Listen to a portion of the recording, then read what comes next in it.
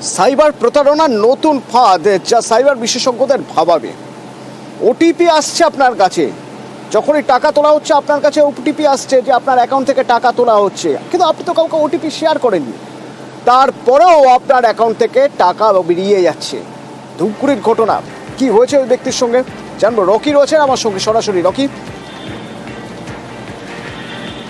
আসলে দেখো, প্রতারণার নতুন ফাঁদ। ওটিপি কোনো রকম ভাবে শেয়ার না করেই প্রতারণার শিকার হলেন ধূপগুড়ির এক বাসিন্দা। ধূপগুড়ি মহকুমার অন্তর্গত পূর্ব ডাকুমারির রাকিবুল ইসলাম, তিনি জমিতে কাজ করছিলেন সোমবার দুপুরবেলা। সেই সময় তার মোবাইলে একের পর এক ওটিপি এবং আননোন নাম্বার থেকে কল আসতে থাকে। তিনি বুঝতে পারেন যে ফ্রড কল, সেজন্য তিনি সেই ফোন রিসিভ করেননি। কিন্তু তার কিছুক্ষণ পরে তিনি বুঝতে পারেন তার অ্যাকাউন্ট থেকে টাকা চুরি হয়ে যাচ্ছে। এরপরেই কিন্তু তিনি চলে আসেন ব্যাংকে এবং সেখানে তার পাসবুক যখন আপডেট করেন তখন তিনি দেখতে পান প্রায় 3 লক্ষ টাকা ধাপে ধাপে তার অ্যাকাউন্ট থেকে চুরি হয়ে গিয়েছে।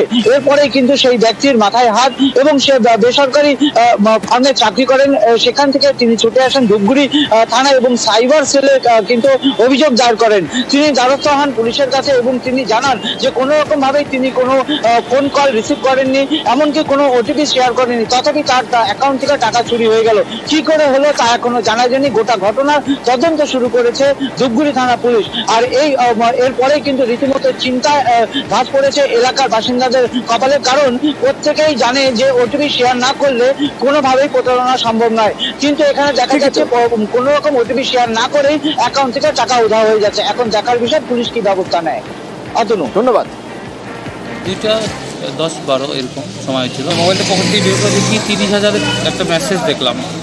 দেখি আমার মোবাইল অ্যাপ্লিকেশনে দেখি 5টা বেনিফিশিয়ারি অ্যাড করছে। অ্যাড করার পর টাকাগুলা ওই 50,000 করে 5 বার, একবার 5,000 আর একবার 30,000, মানে টোটাল 2,25,000 টাকা আমার এখান থেকে আর কি খালি। মানে টাকাটা আপনার কি কোনো ফোন এসেছিল? কোনো ফোন আসে নাই, না কোনো ওটিপি, কিচ্ছু দিইনি। আমি ব্যাংকে জানিয়েছেন? সঙ্গে সঙ্গে আমি ব্যাংকে চলে আসলাম, ব্যাংকে এসে কমপ্লেন করলাম। দুটো পুরসভার মাঝখানে একটা রাস্তা, একদিকে খড়দা পুরসভা, একদিকে পানিহাটি পুরসভা। এইবার ওই রাস্তা যারা ব্যবহার করেন তাদের অবস্থা ভাবুন। ব্রাঞ্চ পঞ্চাননতলা, এই রাস্তা কার? রাস্তা মেনটেন করবে কে? রাস্তা খারাপ হয়ে গেলে দেখবে কে? খড়দা পুরসভা নাকি পানিহাটি পুরসভা?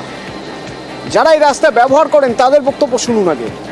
অসুবিধা তো হয়, এখানে গর্ত ফর্ত আছে, মানুষ পড়ে পড়ে যায়। এই রাস্তাটা এরকমই আছে। কতদিন ধরে দাদা? বহুদিন দিয়ে। আলো ফালো মাঝে মাঝে জ্বলে, মাঝে মাঝে জ্বলে না। অসুবিধা হয় না এতে আপনাদের? অসুবিধা তো নিশ্চয়ই, রাস্তাটা হলে ভালো হয়। বৃদ্ধ লোকেরা এখানে হোঁচট খেয়ে পড়ে যাচ্ছে রাত্রিবেলায়। এখানে অনেক গাড়ি নিয়ে, বাইক নিয়ে লোকে পড়ে যাচ্ছে, এটা সত্যি কথা। অনেক অ্যাক্সিডেন্টও হচ্ছে এই রাস্তাটাতে, ডেঞ্জার হয়ে আছে। আমরা চাইছি এটা যদি হয়ে যায়, ঠিকঠাক করে দেয় হয়ে যায়। এবার এটা ঠিক করার জন্য যেখানে যেতে হবে বললে আমরা যেতেও রাজি আছি। দীর্ঘদিন ধরে এটা নিয়ে আমরা ভুগছিও। পাড়ার পোস্টে কোনো লাইট জ্বলছিল না। ইভেন আমার বাড়ির সামনে যে দেখতে পারবেন আপনারা, এই লাইটটা আমি আমার নিজের পয়সা খরচা করে লাগিয়েছি। এই রাস্তাটা অ্যাকচুয়ালি পানিহাটি খড়দা দুটোই পড়ে। অসুবিধা তো আছেই, অসুবিধার মধ্যেই চলতে হয়। এখন এটা একটু হলে আরো ভালো হয়, কারণ এই এখানে একটা গর্ত আছে, এই গর্তটা অনেকে পড়ে যাচ্ছে। সুবীর রয়েছে আমার সঙ্গে ফোনে। সুবীর, তাহলে উপায় কি? জট কিভাবে কাটবে? কাদের আন্ডারে পড়বে এই রাস্তা, খড়দা না পানিহাটি? হ্যাঁ অতনুদা, এই বিষয়টি নিয়ে কিন্তু প্রশ্নচিহ্নের মুখে। অর্থাৎ এই যে পানিহাটি পৌরসভা এবং খড়দা পৌরসভা যে টানা পড়ে, রাস্তার অবস্থান নিয়ে যে টানা পড়ে নেই, টানা পড়েনের মাঝেই কিন্তু যথেষ্ট সমস্যায় পড়েছেন স্থানীয় বাসিন্দারা। এবং এই জায়গা থেকে নিকাশি ব্যবস্থা থেকে শুরু করে ভগ্নদশার যে রাস্তা সংস্কার, সেই কাজও কিন্তু বন্ধ রয়েছে। এবং বাসিন্দারা চাইছেন যে অবিলম্বে যেন এই রাস্তার কাজ এবং নিকাশি ব্যবস্থার কাজ শুরু হয়। এবং দুই পৌরসভার প্রধানই কিন্তু আশ্বাস দিয়েছেন দ্রুত বিষয়টি কিন্তু দুই পৌরসভার মধ্যে আলোচনা করে এই সমস্যার সমাধান করা হবে। এবং দুই পৌরসভা কি বলছে ওই রাস্তাটা হচ্ছে সেন্ট্রাল রোড, একদিকে হচ্ছে তোমার 21 নম্বর ওয়ার্ড খড়দার, একদিকে হচ্ছে পানিহাটি। পানিহাটি বোধহয় 2 নম্বর ওয়ার্ড। আমি দেখলাম সত্যি রাস্তার অবস্থা খুব বেহাল। দেখছি আমরা কথাবার্তা বলে এটা সেন্ট্রালি কিভাবে কি করা যায়। পাশে থাকবেন মানুষের রাস্তা? ডেফিনেটলি, না থাকার কোনো কারণ নেই। তো এটাই তো আমাদের কাজ।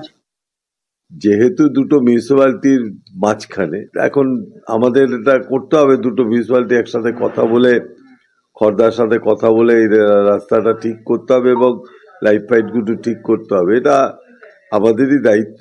সবাই মিলে একটা বসে সিদ্ধান্ত নিয়ে এটা করা উচিত বলে আমি মনে করি।